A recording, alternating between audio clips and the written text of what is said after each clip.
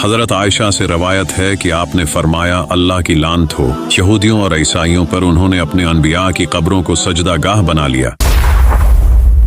एक और जगह आपने फरमाया, अपने घरों को कब्रें न बनाओ और मेरी कब्र को मेलागाह न बनाना। हम लोग तारीख मुकर्रर करके उर्स मनाते हैं और आपने कब्रों पर चिराग जलाने से मना किया और आपने औरतों को कब्रों पर जाने से मना किया, तो आज हमारी औरतें मर्दों से ज्यादा इन मज़ारों पर नजर आती हैं।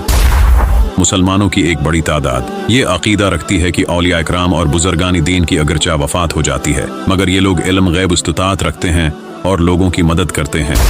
अल्लाह का फरमान है, और मत पकारो अल्लाह के सिवा ऐसे को जो न तुझे फायदा दे सके और न नुकसान। अगर तूने ऐसा किया तो भी उस वक्त जालिमों में से हो जाएगा।